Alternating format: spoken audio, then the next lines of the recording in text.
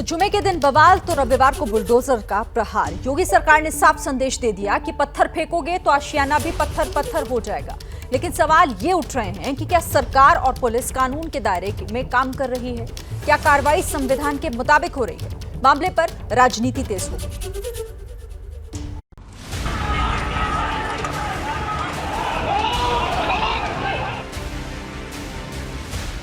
प्रयागराज में बुलडोजर, सहारनपुर में एक्शन, कानपुर में लगातार हो रही कार्रवाई, मुरादाबाद में भी चलेगा बुलडोजर। यूपी के 4 शहरों की तस्वीरों से साफ संदेश है कि हिंसा के आरोपियों के अवैध निर्माण बचेंगे नहीं।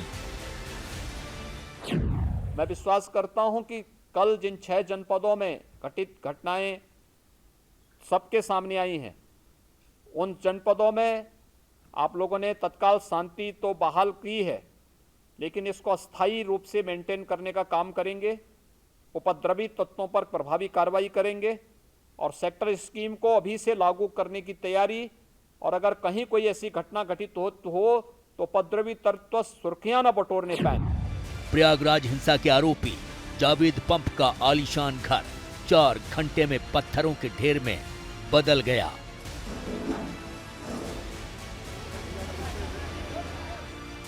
इसी के साथ बुलडोजर पर बवाल शुरू हो गया। जावेद पंप की बेटी जेएनयू में पढ़ती है, इसलिए दिल्ली में जेएनयू में बुलडोजर के खिलाफ प्रदर्शन हुआ। यूपी पुलिस कह रही है कि बुलडोजर अवैध निर्माण पर चला और सही चला। उसका काम सिर्फ सुरक्षा देना है और उसने सिर्फ वही किया। बुलडोजर की कार्रवाई प्रयागराज डेवलपमेंट अथॉरिटी के द्वारा कानून को फॉलो करते हुए की जा रही है। वहाँ व्यापक पुलिस प्रबंध इसलिए कराए गए हैं कि पिछले शुक्रवार को जुमे की नमाज के बाद से वहाँ काफ़ी लोग उपद्रव पे उतारू हो गए थे। भीड़ हिंसक भी हो गई थी, जिसमें पुलिस वाले भी घायल हुए थे। वहीं बुलडोजर की बढ़ती गरज के साथ विपक्ष के हमले भी बढ़ रहे हैं। एक नई संस्कृति चल गई है, बुलडोजर संस्कृति, जिसका कि कहीं किसी के देश के कानून संविधान में कहीं उसका उल्लेख नहीं है। फिर भी मनमाने ढंग से जिसको चाहे उसका घर तोड़ दो, मकान तोड़ दो। वो कौन लोग हैं जो माहौल बिगाड़ रहे हैं?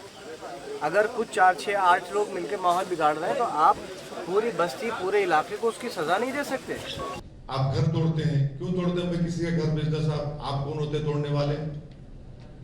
अगर मुझ पर इल्जाम लगाया गया तो कोर्ट तय करेगा ना मेरे को सजा देना। अगर कोर्ट जब सजा देगा तो कोर्ट बोलेगा मेरा घर तोड़ दो। आप कौन होते तोड़ने वाले भाई किसी का घर? आप क्या चीफ जस्टिस हैं? बुलडोजर से देश का कॉन्स्टिट्यूशन कमजोर होगा, रूल ऑफ लॉ कमजोर होगा। अखिलेश यादव ने भी ट्वीट कर योगी की बुलडोजर नीति का विरोध किया। ये कहां का इंसाफ है कि जिसकी वजह से देश में हालात बिगड़े और दुनिया भर में सख्त प्रतिक्रिया हुई, वो सुरक्षा के घेरे में है और शांतिपूर्ण प्रदर्शनकारियों को बिना वैधानिक जांच पड़ताल बुलडोजर से सजा दी जा रही है। इसकी अनुमति न हमारी संस्कृति देती है, न धर्म, न विधान, न संविधान। वहीं योगी के बुलडोजर को साथ मिला है जमीयत उलमाए हिंद का, जिसने कहा बुलडोजर इंसाफ के साथ चल रहा है।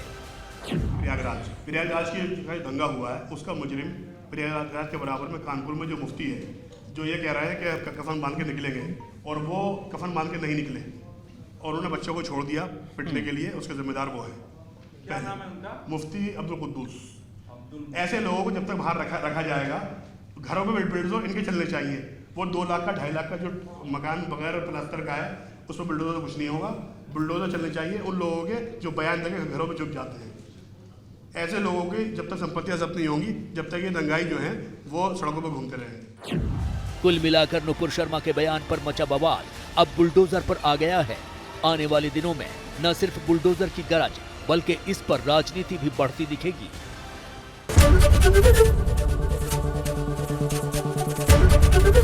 एबीपी न्यूज आपको रखे आगे।